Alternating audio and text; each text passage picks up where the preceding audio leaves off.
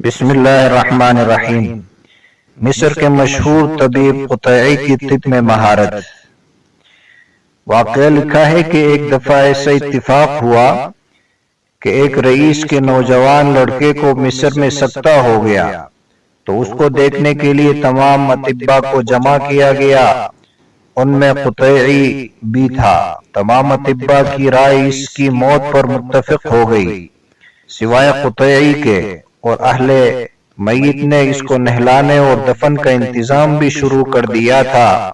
قطعی نے کہا، میں اس کا علاج کرتا ہوں، اور موت سے زیادہ جس پر ان لوگوں نے اتفاق کر لیا ہے اور تو کوئی کسی نقصان کا اندیشہ ہی نہیں ہے، یعنی موت تو نقصان کی آخری حد ہے۔ اہل میت نے اس کو قطعی کے سپرد کر دیا۔ اس نے کہا، ایک غلام کو جو قوت کے ساتھ کوڑے مار سکے اور کوڑے منگاؤ۔ چنانچہ یہ بھی لائے گئے۔ قطعی نے مارنے کا حکم دیا۔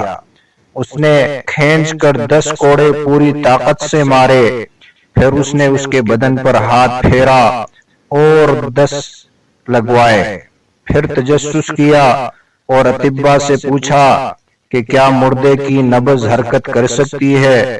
انہوں نے کہا نہیں۔ یعنی قطعی نے ان سے کہا کہ اس کی نبض پر غور کرو، تو سب نے اتفاق کیا کہ نبض میں حرکت موجود ہے۔ پھر 10 کوڑے مارے، پھر کہا کہ اب پھر دیکھو۔ اطباء نے دیکھ کر کہا، اب پہلے سے نبض کی حرکت بڑھ گئی ہے۔ پھر 10 کوڑے اور مارے تو اور بڑھ گئی، پھر 10 اور مارے تو مریض نے آہ کی، پھر 10 کوڑے اور مارے، اب مریض چلایا تو اب مارنا بند کرا دیا، تو مریض نے بیٹھ کر آہ آہ کرنا شروع کی۔ قطعی نے پوچھا، تمہیں کیا محسوس ہوتا ہے؟ مریض نے کہا، مجھے بھوک معلوم ہو رہی ہے۔ قطعی نے کھانا کھلانے کی ہدایت کی۔ مریض کو مناسب کھانا کھلایا گیا تو اس کی قوت عود کرائی اور اچھا ہو کر کھڑا ہو گیا۔ اس سے اطباء نے پوچھا کہ یہ طریق علاج آپ کو کیسے معلوم ہوا؟ قطعی نے کہا کہ میں ایک قافلہ کے ساتھ سفر میں گیا، جس کے ساتھ اعراب کے گھوڑے سوار ہماری حفاظت کے لیے چل رہے تھے۔ ان میں ایک سوار اپنے گھوڑے سے گر گیا اور اس کو سکتہ پڑ گیا، تو لوگوں نے کہا کہ یہ شخص مر گیا۔